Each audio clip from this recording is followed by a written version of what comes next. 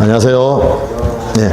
지난 시간 마지막 부분에 이제 우리 시험에서 너무 중요한 걸 했었습니다. 그래서 그 부분 다시 한번 복습해 보겠습니다. 자, 예를 들어서 갑소유에 토지가 있는데 을이라는 사람하고 매매 계약이 체결이 되었다.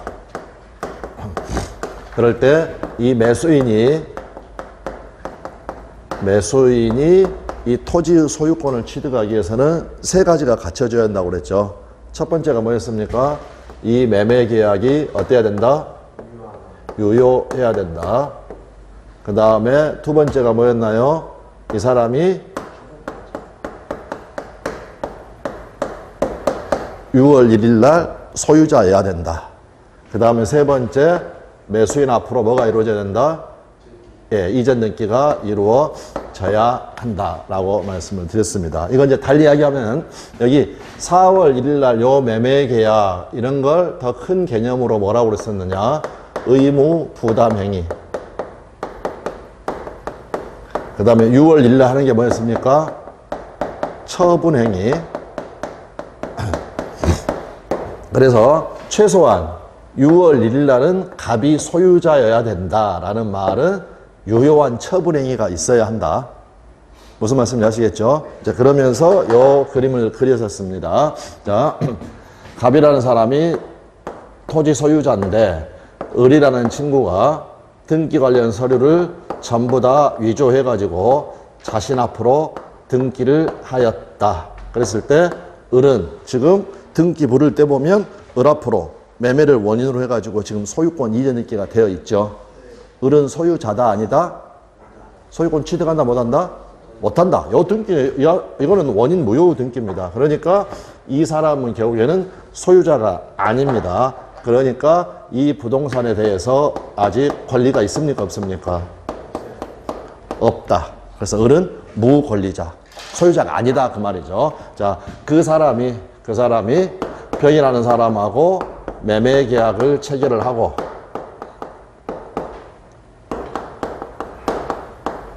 다음 6월 1일 날 대금 받고 등기를 넘겨주었다. 그러면 무권리자가 매매 계약을 했다. 이 매매 계약은 유효 무효? 소유자 아닌 사람이 매매 계약을 했다. 유효 무효? 유효. 타인의 권리의 매매 유효하다고 그랬죠. 의무 부담행위 할 때는 소유권이 없어도 상관없다니까요. 그러니까 이 매매 계약 자체는 유효. 여기도 지금 잠깐 나와 있네요. 우리 민법 569조.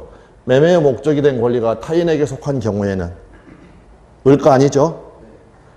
매도인은 그 권리를 취득하여 매수인에게 이전하여야 한다. 이전하여야 한다는 말이 매매 계약이 유효하다는 말입니다. 그 약속에 따라 소유권 이전 의무를 부담을 한다. 그런데 뭐에서 이전해야 된다? 취득해서 이전해야 된다. 그 말은 6월 1일 날은 처분행위를 하려면 소유권이 있어야 한다는 겁니다. 그런데 얘는 취득한 바가 있습니까 없습니까? 없죠. 그래서 여기서 무권리자가 의무 부담행위를 하고 다음 요 무권리자가 6월 1일 날 처분행위를 하였다. 다시 한번 정리. 무권리자의 의무 부담 행위는 유효 무효? 유효. 방금 우리가 봤던 것처럼 법에 적어져 있습니다. 우리 민법 569조에 이전하여야 한다. 이전하여야 한다는 말은 이 매매 계약에 따라서 을은 소유권 이전 의무를 부담한다. 이전하여야 한단 말이에요. 부담한다. 그런데 취득해서 이전을 하라고 그랬는데 그런 행위가 없었으니까 이 처분 행위는 유효 무효? 무효. 그러므로 병은 매매는 유효하고 등기가 됐지만 얘가 소유자가 아니니까 처분행위가 유효해야 되는데 이 처분행위가 무효니까 결과적으로 병은 소유권을 취득한다 못한다? 못한다라는 거. 여기까지 확인되셨나요? 다만 여기서 이제 한 가지 문제가 되는 게 이 병이라는 사람은 이런 사실을 전혀 몰랐다. 그런 걸 법률상 모른다. 이걸 뭐라고 한다요? 선의. 알지 못했다면 보호될 수 있을 것인가? 이런 문제가 제기될 수 있다고 그랬죠. 보호된다, 안 된다? 보호된다, 안 된다? 안 된다. 안 된다. 그러니까 선의여도 병은 소유권을 취득한다 못한다? 못한다라는 겁니다. 그리고 여러분 이거 한번 생각해 보십시오. 제 뭡니까? 예를 들어서 여러분이 어떤 물건을 가지고 있습니다. 그럴 때 이거 야, 내 거다 라는 말 하죠. 이거 내 거야 이런 말 하죠. 내 거다라는 말 속에는 지금 어떤 게 들어있냐면요. 만약 자, 이 토지 갑 거다. 우리가 갑이다. 이 토지 내 거다. 내 건데 내게요. 내 의사하고 상관없이 다른 사람한테 넘어간다고 한번 생각해 보십시오. 그건 이미 내게 아닙니다. 지금 제 말씀이 됐나요? 어떤 물건이 내 거다. 내 거다.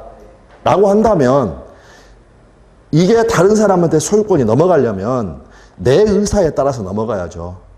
근데 만약 내 의사하고도 상관없이 다른 사람한테 소유권이 넘어가 버린다면 이미 그거는 내 거 아닌 겁니다. 이 말씀이 될까요? 내 의사와 상관없이 소유권이 넘어가 버릴 수 있다면 그건 이미 내 게 아닙니다. 그 뉘앙스만 느끼면 되는데 제가 지금 말씀드렸던 걸 굳이 꼭 이해하려고 할 필요는 없고 내 의사와 상관없이 다른 사람께 돼버릴 수 있다고 한다면 그건 이미 내 게 아닌 겁니다. 역으로 따지면 내 거다라는 것은 내 의사와 상관없이 다른 사람한테 넘어간다 안 넘어간다? 안 넘어간다는 그게 바로 내 거다 내 거다. 내 소유다. 무슨 말씀인지 아시겠죠? 다시 한 번만 더. 내 거다라고 했는데 이게 내 의사와 상관없이 다른 사람한테 소유권이 넘어가 버린다고 가정을 해보면 그건 이미 내 게 아닌 겁니다. 무슨 말씀인지 아시겠죠? 자, 그래서 첫 번째 이제 이거를 이제 선의는 잠깐 생각하지 마시고요. 자, 여기 처분행위가 모여니까 병은 소유권 취득 못하죠. 그럴 때 왜 병은 소유권 취득 못합니까? 라고 했을 때 이제 구구절절히 막 처분행위가 모여니까 구구절절히 이야기하게 되면 조금 시간도 걸리고 불편할 수 있으니까 이 단어를 생각하십시오. 소유자는 또는 물권자는요. 물권의 대표적인 게 소유자입니다. 딱 이 단어. 처분상의 보호. 딱 이 단어만 생각합니다. 처분상의 보호. 내 의사와 상관없이 다른 사람한테 넘어간다 안 넘어간다? 안 넘어간다. 그거를 딱 해서 왜 얘는 소유권 취득 못합니까? 처분상의 보호가 물권자, 소유자는 처분상의 보호를 받으니까. 넘어간다 안 넘어간다? 안 넘어간다라는 겁니다. 자, 그 다음 여기 몰랐다 하더라도 소유권 취득한다 못한다? 못한다. 그거를 이제 법률적인 용어로 뭐라고 하냐면요. 부동산 등기에는 그러면 결론적으로 이 단어는 좀 다시 한번 설명드리겠습니다. 공신력이 인정된다는 겁니까? 안 된다는 겁니까? 선이어도 소유권 취득 못한다고 그랬죠. 그 말은 등기 믿은 사람은 보호가 된다는 겁니까? 안 된다는 겁니까? 안 된다는 겁니다. 그러니까 우리 민법은 부동산 등기에 공신력을 인정한다 안 한다? 안 한다. 같은 말입니다. 그래서 다시 한 번만. 자, 병은 왜 소유권 취득 못합니까? 소유자는 처분상의 보호를 받기 때문에. 선인데 왜 소유권 취득 못합니까? 등기에 공신력을 인정하지 않으니까. 되셨나요? 이게 법률상 용어입니다. 법률상 용어. 자, 그 다음 지난 시간에 했던 거. 갑이 A라는 친구한테 돈 빌린 게 있습니다. 그러면 이 A는 금전 채권자가 되겠죠. 돈을 안 갚습니다. 그래서 A가 갑소유의 이 토지에 대해서 강제 집행을 하려고 합니다. 그랬더니 갑이 친구라고요. 1억 원짜리 계약서를 하나를 쓰고요. 그 다음 A한테 이렇게 소유권 이전 등기를 넘겨놨습니다. 이 매매는 진짜 매매인가요? 가짜 매매인가요? 가짜 매매. 그래서 그걸 우리가 가장매매 이렇게 부른다. 가장매매. 그랬을 때 요 을은 소유권을 취득했습니까? 못했습니까?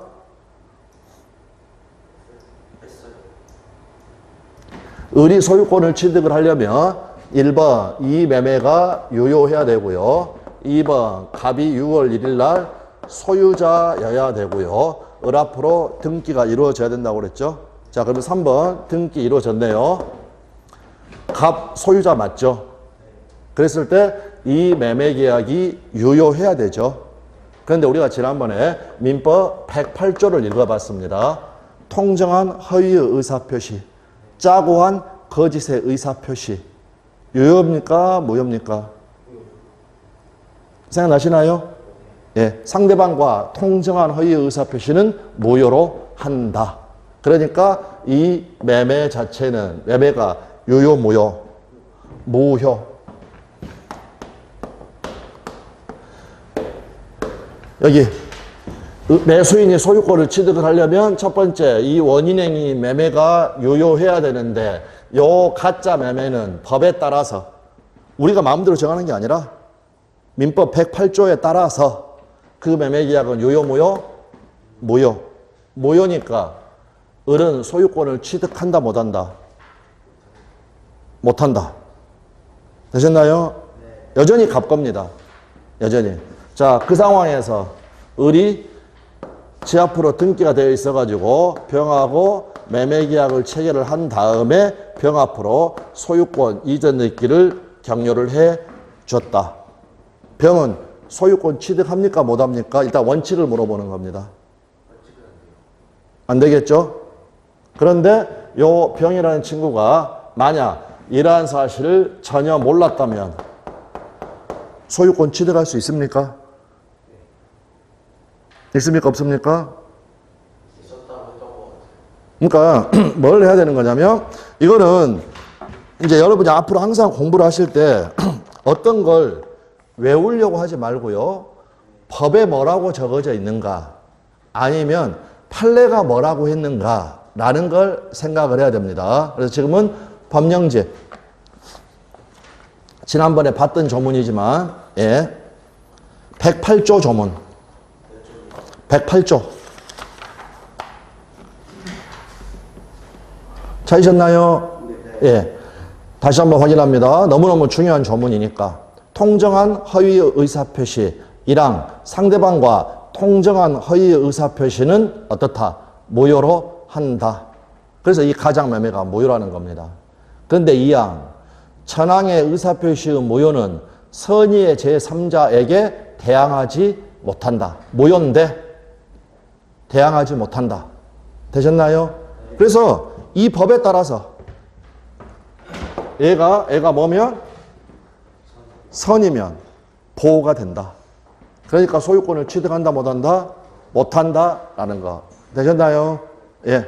그래서 지금 이번에 기초 강의를 할 때 제가 지금 말씀드리는 요 부분들만 완전히 이해를 하고 계셔도요. 앞으로 여러분들 공부하시는데 아주 수월합니다. 다시 한번 말씀드립니다. 얘가 제가 선이면 소유권을 취득하느냐 못하느냐라고 질문을 했을 때 항상 근거가 있어요. 근거가. 그 근거는 여러분의 생각을 물어보는 게 아닙니다.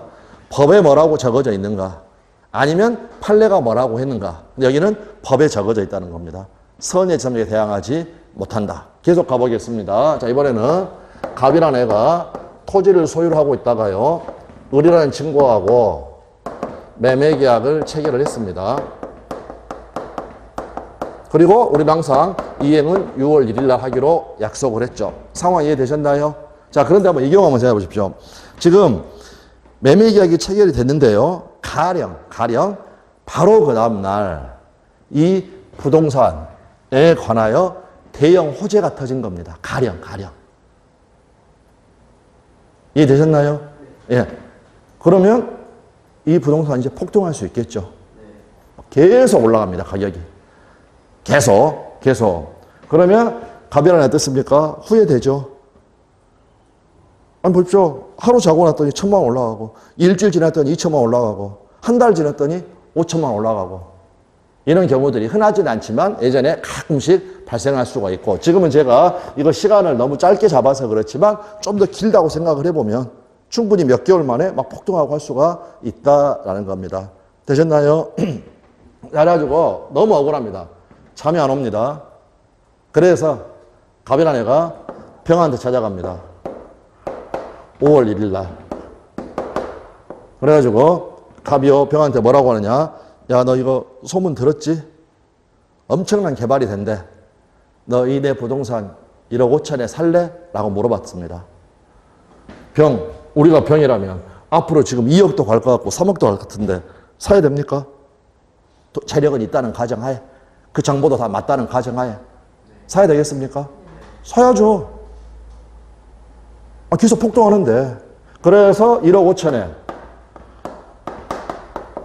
갑하고 병 사이에 매매 계약이 체결이 됐습니다. 그럼 다시요. 다시 처음부터 이제 요 일이 아직 없었다고 했을 때 이 매매 계약 유효합니까? 예, 특별한 말 없으면 이 매매 계약은 유효합니다. 요 매매 계약 유효합니까? 이 매매 계약? 가려? 제가 내년에 A 학원에 가가지고 강의하기로 했습니다. 그런데요, 그래서 계약했습니다. B 학원에서 2배를 더 준답니다. 자, 그래서 또 B 학원하고 계약했습니다. B 학원하고 계약 유효합니까? 똑같은 거죠. 그래서 우리가 흔히 발생하는 그 이중 계약은 문제. 다시 한번, 이 계약, 첫 번째 계약 유효, 두 번째 이 매매 유효 무효? 유효. 그러면 을도 갑의 X 토지에 대해서 소유권 이전 채권 또는 소유권 이전 등기 청구권을 갖죠. 유효하니까. 그 다음 요 병도 갑에 대해서 소유권 이전 채권을 갖죠. 여기 확인되셨나요? 그래서 이제 뭘 우리가 알 수가 있냐면 토지 하나에 단독 소유자가 두 명일 수 있습니까? 없습니까?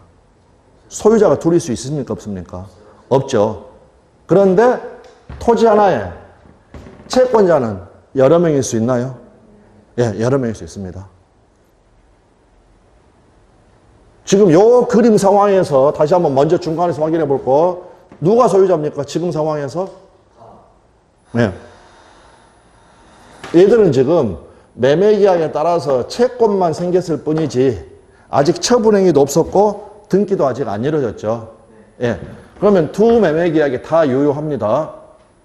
그럼 을하고 병 중에서는 누가 소유권 취득하는 겁니까? 취득하겠습니까? 여기 우리 시험 문제입니다. 아니요. 을하고 병 중에서 누가 소유권 취득할까? 먼저 등기 받은 사람. 이해되셨나요? 이쪽으로 1억 5천에 매매 계약을 체결했다가 애 아들이 이야기하는 겁니다. 갑한테, 아버지, 이거 대부분의 경우에요. 갑이라는 사람은 수갑차입니다. 병한테 팔아버리면. 그때 죄가 뭐냐면 배임죄. 배임죄. 아버지 감옥 가요. 그래서 무서워서 그냥 요 매매 계약대로 을한테 등기해줬다. 그러면 을이 소유권 취득하는 거고. 되셨나요? 그 다음, 감옥은 둘째 문제고 일단 현찰부터 챙겨야 돼. 그래서 병한테 등기해줬다. 그럼 누가 소유권 취득하는 거고?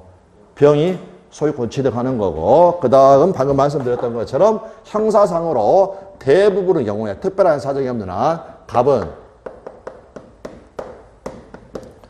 배임죄라는 범죄를 저지른 게 됩니다. 근데 지금은 민사적인 걸 따지고 있는 거니까 먼저 등기한 사람이 소유권을 취득을 한다.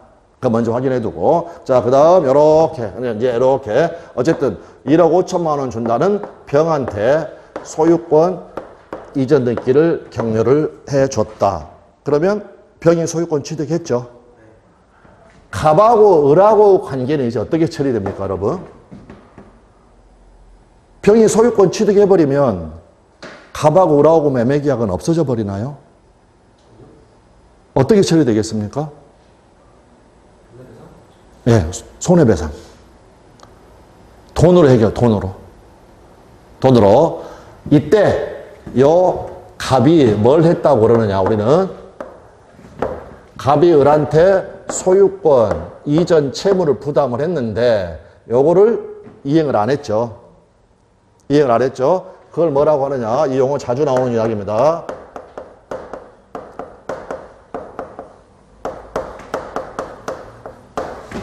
갑이 을한테 자신의 채무를 이행하지 않았다라는 겁니다. 채무 불이행. 그럼 지금 이거는 묻지 마무리하십시오. 채무 불이행의 효과. 하나는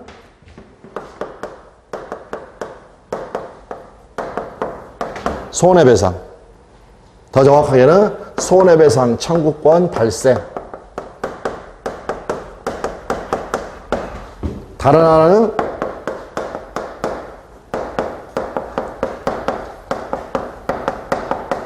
해제권 발생. 그냥 무조건 암기해 두십시오. 채무불이행. 채무불이행의 효과는 두 가지.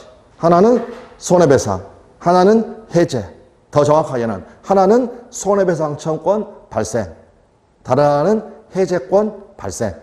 그리고 앞으로 이제 우리가 하겠지만 요 해제권이라는 요 부분 매년 시험에 출제가 되는 너무너무 중요한 부분입니다. 그러니까 요거를 딱 암기를 한다. 암기한다. 그래서 소유권은 병이 취득하고 그 다음에 요 둘 간의 문제는 돈으로 처리가 된다. 돈으로 처리가 된다. 그걸 우리가 손해배상을 한다. 근데 여기서 손해배상 하게 된 이유가 뭐냐? 채무불이행을 흘려. 채무불이행. 뭐 좀 채무불이행이란 말이 좀 약간 어려우면 이런 식으로 표현해도 됩니다. 판례도 가끔 쓰는 표현이니까. 계약, 약속했는데 약속 안 지킨 거. 약속 불이행. 계약 불이행으로 이렇게 된다라는 거. 네, 그렇게 봐두시면 되겠습니다. 자, 그런데 이제는요, 상황을 조금 바꿔보겠습니다. 자, 매매계약이 체결이 됐습니다. 1억에. 대형 호재가 발생을 했습니다. 병이란 애가, 이 토지 앞으로 폭등하겠다. 5억 갈 수도 있고, 10억 갈 수도 있겠다. 그래가지고 요거를 이제 살려고 하는 겁니다. 근데 보니까 갑과 을 간에 이미 매매계약이 체결이 돼버렸네요. 그랬더니요, 요 병인 아내가 야, 나한테 팔아. 제발 나한테 팔아. 내가 돈 2억 줄게. 3억 줄게. 그래서 이 병인 아내가 갑에게 지금 어떤 상황이냐면 적극적으로 자기한테 팔 것을 유도하고 요청한 겁니다. 아까 처음에 말했던 거하고 상황이 좀 다르죠. 아까 처음에는 애가 그냥 배 아파가지고 가만히 있는 병한테 애가 간 겁니다. 애가 가가지고 야, 너 이거 뉴스 들었지? 빨리 잡아. 내가 1억 5천에 팔게. 라고 한 거고, 지금 여기서는 누가 간 겁니까? 병이 갑한테 간 겁니다. 이해되셨습니까? 네. 그랬을 때 이 매매계약이 유효일까 무효일까? 이거는 그때는 무효가 됩니다. 그때는 무효가. 왜 무효가 되느냐? 법에 적어져 있습니다.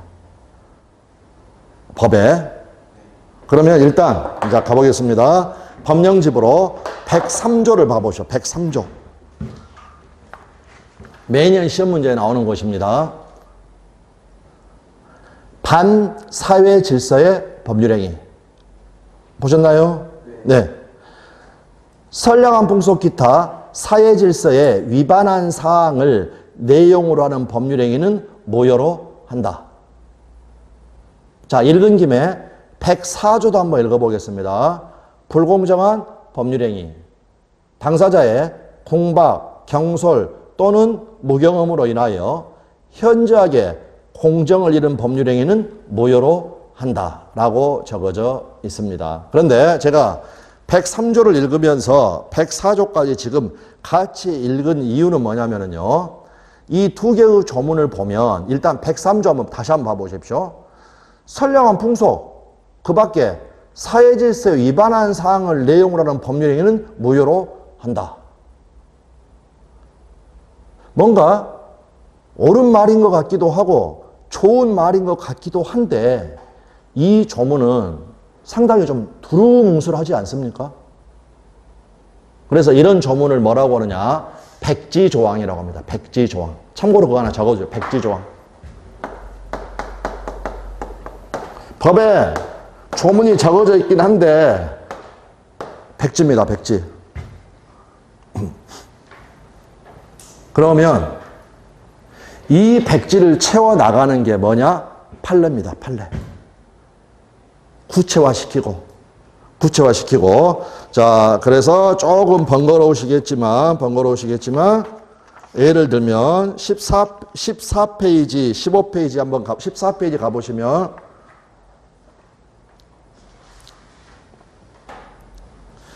거기 밑에 표에 보시면 제목만 한번 보십시오. 반사회질서 행위에 해당하여 무효인 경우 해가지고 1번부터 17번까지 나와 있죠. 내용들을 읽지 말고 그냥 번호만 여러 개가 나와 있죠. 아, 저기 지금 필수서 이야기한 겁니다. 조문집 말고. 그 프린트. 아, 죄송합니다. 조문집 말고. 다시 14페이지를 펼쳐보시면 제일 위에 보면 방금 읽었던 103조 조문이 나와 있고, 되셨나요? 예. 그리고 그 밑에 박스로 내려가면 제목이 반가로 2번 반사회질서행위에 해당하여 무효인 경우라고 제목이 달아져 있죠. 지금 내용을 다 볼 필요는 없고 1번부터 해가지고 17번까지 쭉 번호가 적어져 있습니다. 됐습니까? 네, 이게 전부 다 판례입니다. 판례. 요 백지를 요러한 판례들이 실제 사건을 가지고 다 체결한 겁니다. 이런 게 사회질서 위반이다? 아니다. 그랬고 15페이지 우측에 보면 반가로 3번에 제목만 보십시오. 반사회질서행위에 해당하지 않는 경우 이렇게 나와 있죠. 제목 찾으셨나요? 예. 이게 전부 다 판례입니다. 전부 다 판례. 매년 시험에 하나씩 나옵니다.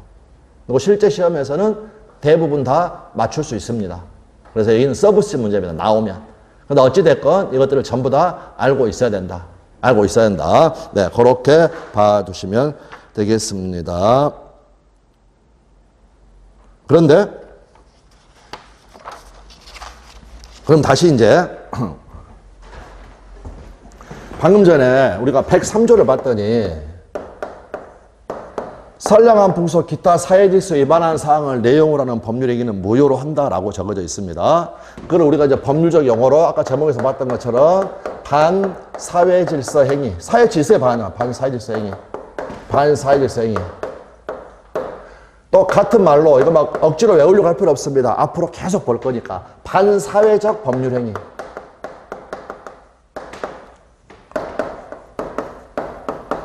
그랬고 방금 우리가 구경을 한 것처럼 조문 자체는 그냥 백지처럼 말은 좋은 말인데 구체적으로 이게 무슨 어떤 걸 이야기하는 건지 잘 알 수 없을 정도로 두루뭉술하게 적어져 있다. 그 내용은 방금 봤던 그 판례들로 다 채운다. 확인되셨나요? 그럴 때 반사회적 법률행위의 가장 대표적인 게 어떤 거냐면 외우려고 할 필요 없습니다. 정의관념에 반하는 행위입니다. 정의관념에 반하는 행위의 가장 대표적인 게 어떤 거냐면요. 범죄를 조장, 유발하는 겁니다.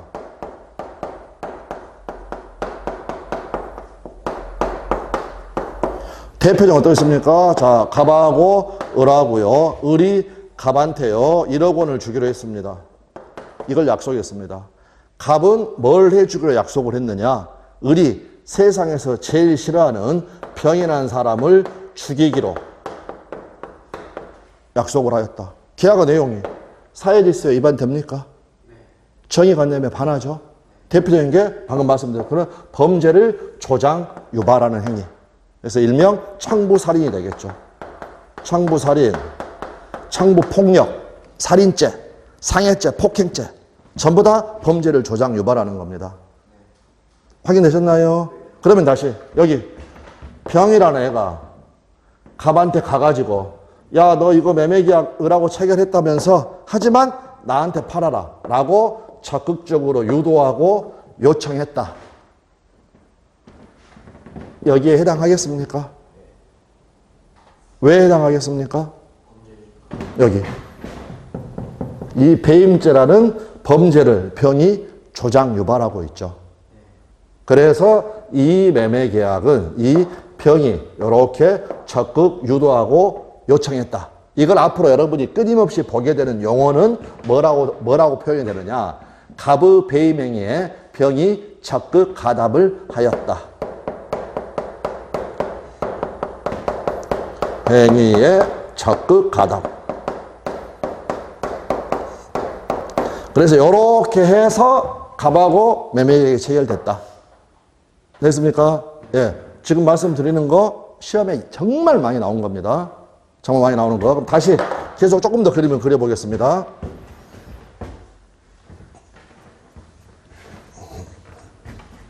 다시요.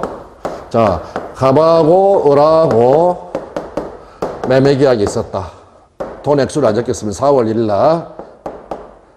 폭등하니까 병이 갑의 배임행위에 딱 여기까지만 적겠습니다. 적극 가담을 해가지고 5월 1일 날 매매 계약을 하고 여기에 따라서 돈 받고 그 다음에 등기 관련서를 넘겨받았다. 다음 병이 정이라는 친구하고 매매하고 등기를 받았다. 이 정은 이런 사실을 전혀 모르고 있다. 그러면 정은 소유권을 취득할까 못할까? 지금 그걸 이야기하려고 하는 겁니다. 그러면 소유권을 취득할까 못할까? 라는 것은 항상 근거가 있어야 됩니다. 근거가. 선이면 소유권 취득할까요? 못할까요? 정은? 근거는요?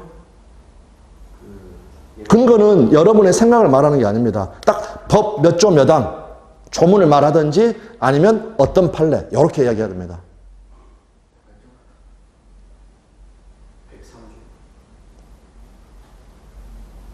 103조인데 왜 선이어도 소유권 취득 못합니까? 아니요. 아니요. 지금 이거 너무너무 중요합니다, 여러분. 외우려고 하는 게 아닙니다. 자, 103조와 108조의 차이점 찾아보십시오. 아까 우리가 했던 거. 법령집 가가지고, 법령집 보시면서. 103조하고, 방금 봤던 103조하고, 법령집이요, 법령집. 책으로 왔다 갔다 하면 양 두 개가 확인이 안 됩니다. 요걸 딱 펼치면 두 개를 동시에 확인할 수 있습니다. 103조하고 108조하고의 차이점.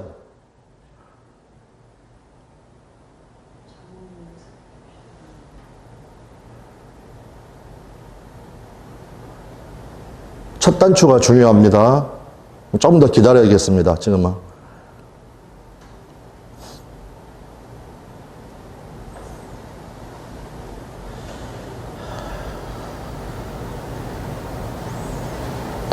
(108조는) 잘 보십시오. 1항에 상대방과 통전의 의사표시는 무효로 한다라고 했죠.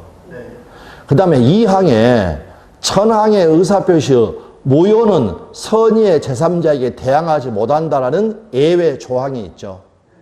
그러나 103조는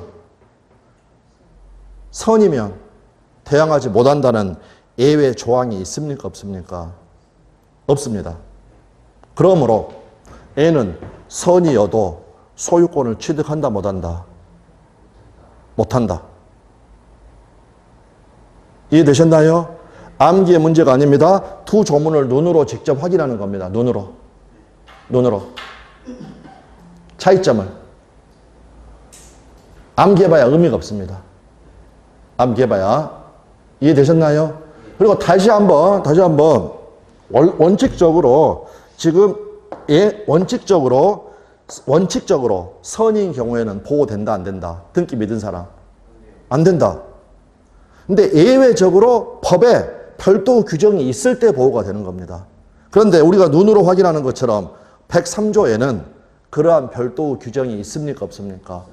없습니다. 그래서 방금 말씀드렸던 거, 이 정은 선이라고 하더라도 소유권 취득한다 못한다? 못한다. 판례는 어떻게 표현하냐면요.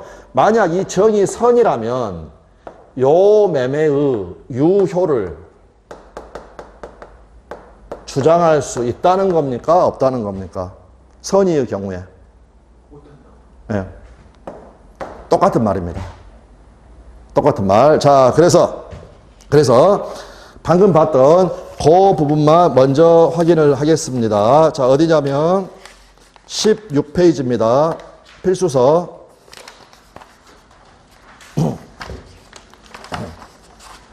하단에 보시면 양가로 4번 제목이 부동산의 이중매매라고 되어 있죠. 확인되셨나요? 그 다음 핵심 이론이 나와 있고 원칙 바로 밑에 가로에가 뭐라고 되어 있습니까? 유효. 1번만 확인하겠습니다. 특별한 사정이 없는 한 먼저 등기한 매수인이 목적 부동산의 소유권을 취득한다. 확인됐나요? 예. 됐습니까? 아까 4월 1일자 매매도 유효, 5월 1일자 매매도 유효. 그러니까 먼저 등기한 사람의 소유권을 취득을 한다. 이것도 우리 기출 지문이었고요. 기출 지문이었고, 자, 그 다음에 그 밑에 바로 밑에 예외적으로 무효가 되는 경우가 있다. 어떤 경우냐? 제2 매수인이, 그러면 여기 갑을 병 중에서 제2 매수인은 누구를 이야기하겠습니까? 병. 되셨죠? 을이 제1 매수인, 병이 제2 매수인. 매도인은, 그 다음 읽어보십시오. 소리내서 여러분. 매도인은, 읽어보시라고 한번, 이건 너무 중요하니까 소리내서. 매도인은, 바로 그 다음에, 아니, 보시고. 뭐라고 적어졌습니까? 매도인은 배임 행위에 적극 가담하였다. 그럴 때 제2 매매 계약은 반사실행위로서 무효이다. 확인되셨나요? 네. 그 다음 하나 밑에로 들어오면 제목이 절대적 무효라고 되어 있는 부분이 있죠. 예, 거기는 절대적 무효 일단 따지지 말고 뭐라고 되어 있느냐. 이중 매매가 반사회질성으로 무효인 경우에 제2 매수인으로부터 전득한 제3자. 그럼 우리 지금 그림에서 누구를 이야기합니까? 정. 얘는 선이이더라도 제2 매매 계약의 유효를 지금 왜 책을 지금 못 찾으시나요? 지금 왜 이걸로 안 보시고 어차피 책 새로 아니요. 이건 말고 프린트. 지금 가지고 계신 책은 작년 책이잖아요. 예? 요 프린트요. 지금 다들 그거 말고 책 말고 프린트.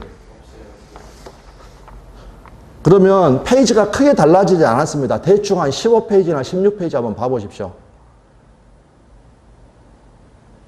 제목이 부동산의 이중 매매라고 돼 있는 곳. 양가로 4번 해가지고. 예. 거기서 다시 한번, 중요하니까 다시 한번 읽겠습니다. 원칙은 유효, 무효. 왼쪽 제목부터. 여기 표가 이렇게 되어 있죠. 여기부터 이렇게.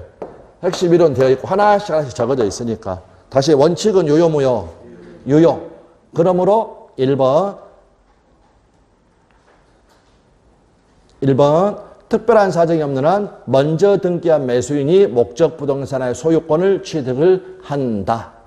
다음 예외적으로 무효가 되는데 제2 매수인이 매도인의 배임 행위에 적극 가담한 경우에는 이거는 범죄를 조장 유발한 거니까 제2 매매 계약은 반사회질성으로 무효이다. 한 줄 건너뛰고 제목이 절대적 무효라고 되어 있는데 일단 그 단어는 신경 쓰지 마시고 내용 이중 매매가 반사회질성으로 무효인 경우에 제2 매수인 병으로부터 전득한 제3자 정은 선이이더라도 이 매매 계약의 유효를 주장할 수 있다 없다? 없다. 그 말은 선이이더라도 소유권을 취득할 수 있다 없다? 없다. 그리고 다시 한번 말씀드리지만 외우는 게 아니다. 눈으로 확인한다. 눈으로. 다시 우측으로 17페이지 사례 연습. 갑은 자신의 X 부동산을 을에게 매도하고 계약금과 중도금을 지급받았다. 그 후에 병이 갑과 X 부동산에 대한 매매 계약을 체결하고 병 자식 명의로 소유권 이전의 길을 마쳤다. 확인됐나요? 그런데 이 사례 자체에는 지금 이런 단어가 안 나와 있죠. 배임행위 적극하다 이런 말이 안 나와 있죠. 그러므로 바로 밑에 원칙 관련 병은 토지의 소유권을 취득을 한다. 유효하니까. 2번은 넘어가고 그 다음 바로 밑에 제목을 보시면 제목이 뭐라고 되어 있느냐. 예외와 관련하여 병이 갑의 배임행위에 적극 가담한 경우라고 되어 있죠. 네. 1번 갑과 병 사이의 매매 계약은 반사회적 행위로서 무효이다. 확인되셨나요? 네. 쭉 내려가셔서 6번 만약 선의의 정이 X 부동산을 병으로부터 매수하여 이전 등기를 받은 경우 정은 갑과 병의 매매 계약의 유효를 주장할 수 있다 없다? 없다. 즉 7번 병으로부터 X 토지를 전득한 정은 선의이더라도 소유권을 취득한다 못한다? 못한다라는 거. 못한다라는 거. 자, 시험 자체에는 너무너무 많이 나온 내용입니다. 너무너무. 자, 그 다음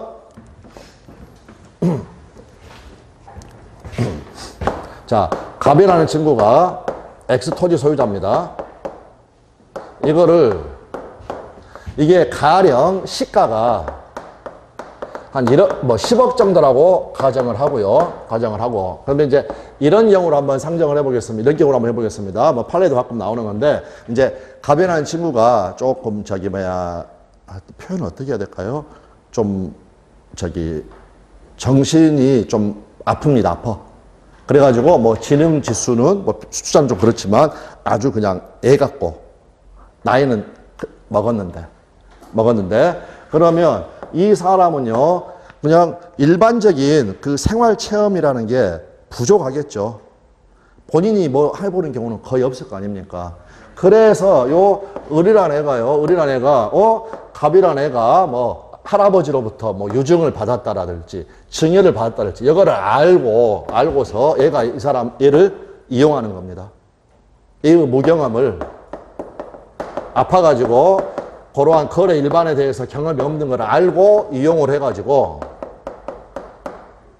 이거를 3억 원에 사버린 겁니다. 10억짜리를. 됐습니까? 그래서 요 을이란 애가 등기까지 다 받았다.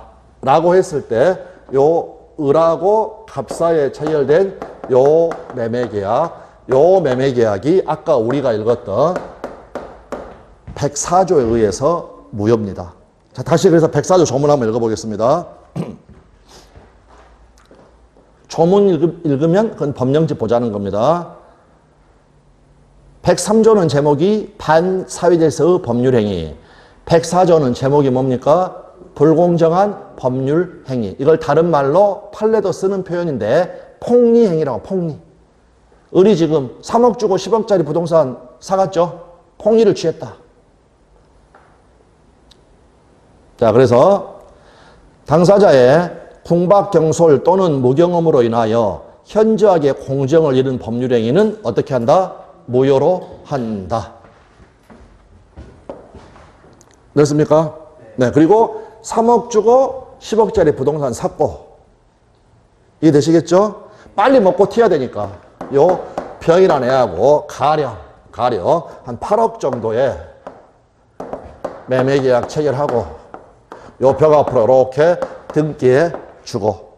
되셨나요? 그러니까 결국 3억 가지고 이제 어떻습니까? 5억 챙기는 거죠.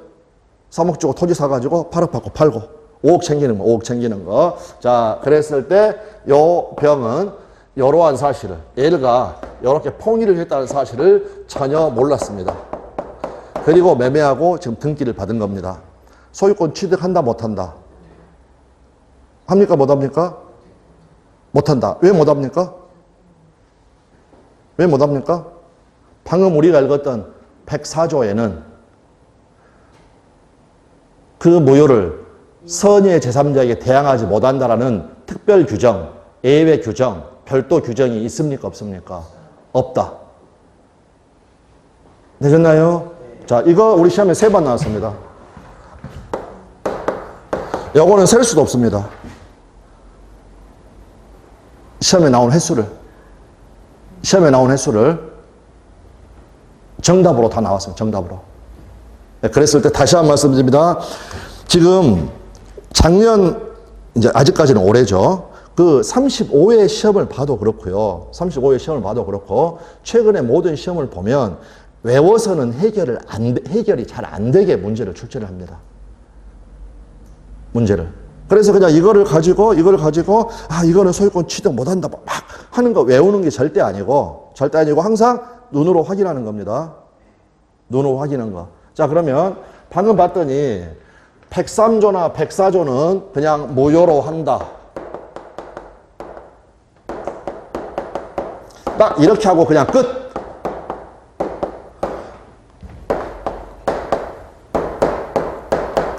그런데 108조는 1항에서 무효로 한다 라고 해놓고 그냥 끝나는 게 아니라 그 무효는 선의의 제3자에게 대항하지 못한다라는 예외 규정을 두고 있다. 자, 우리 이거 직접 눈으로 확인한 거죠. 그러면 무효는요, 종류가 몇 가지가 있는데, 일단 무효를 나눌 때 어떤 무효를 이야기를 하냐면 절대적 무효와 상대적 무효라는 표현을 씁니다. 그러면 여기가 1번, 여기가 2번. 여러분이 한번 어감상 절대적 무효, 상대적 무효 두 가지로 나누는데 1번과 2번 중에서 상대적 무효는 1번일까 2번일까? 예. 그러면 요 1번은 무슨 무효라는 겁니까? 절대적 무효. 그래서 방금 법령집 보시면 103조와 104조의 끝에 보면 제가 가로를 쳐가지고 뭐라고 적어놨습니까? 절대적 무효. 절대적 무효. 그 단어, 자, 그렇게 봐두시면 됩니다. 그런데 다시 한번 말씀드립니다. 지금 말씀드리는 이 부분 너무너무 중요합니다. 너무너무 중요한데 이거를 억지로 외우려고 하지 마시고 공부하실 때마다 이렇게 확인을 하는 겁니다. 확인을. 왜냐? 여러분의 생각 말하지 말고 법에 예외 규정이 있는가 없는가. 예외 규정이 있는가 없는가. 그래서 그렇게 해서 몸에 좀 익숙해서 연습이 되다 보면 결과적으로는 이거는 그렇게 어렵지 않습니다. 그럼 마지막으로 용어 하나만 정리하겠습니다. 지금 저기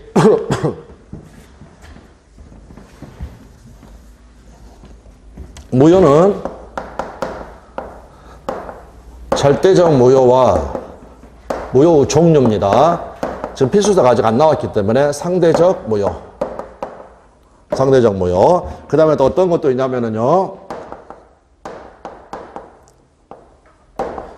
확정적 무효와 불확정적 무효. 또 다른 것은 그냥 지금은 넘어가고, 그 다음에 불확정적이라는 말은 유동적이다라고 표현도 합니다. 그런데 앞으로 이걸 다 세트로 할 거니까, 자, 절대적 무효와 상대적 무효, 뭐가 원칙이겠습니까? 뭐가?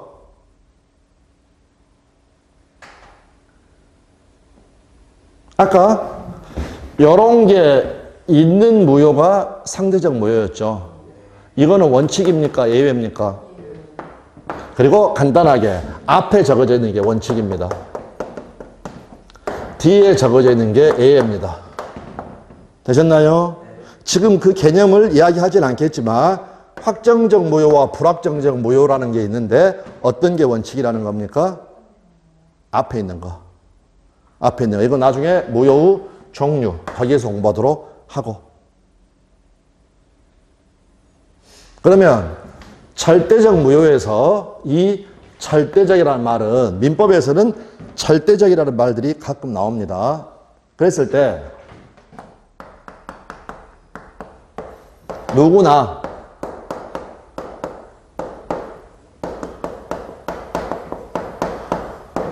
누구에 대해서나, 그 말은 무슨 말이냐? 무효는요, 주장할 이익 있는 사람은 누구나 주장할 수 있다. 누구나 주장할 수 있다. 그게 절대적이란 말입니다. 그리고 누구에 대해서나 무효다. 그 말이 무슨 말입니까? 그 말이 어떤 의미다? 누구나 그 말이 절대적이다. 이해되셨나요? 민법에서 나오는 절대적이다. 이 말은 누구나 또는 누구에 대해서나. 그러면은요, 자, 예를 들어서 여기 소유권과 채권, 소유권과 채권. 하나는 절대권이고 하나는 상대권입니다. 어떤 게 절대권이겠습니까? 요걸 한번 생각하시면서 이 단어를.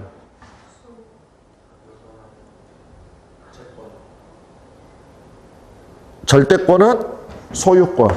왜? 내 물건은 누구에게나 누구에 대해서나 내 거다라고 주장할 수 있죠. 되셨나요? 그래서 이 물권은, 소유권은 절대권. 여기는 지금 이 부분입니다. 그런데 채권이라는 권리는 모든 사람한테 주장할 수 있습니까? 채무자한테만 주장할 수 있죠. 그러니까 그거는 절대권, 상대권.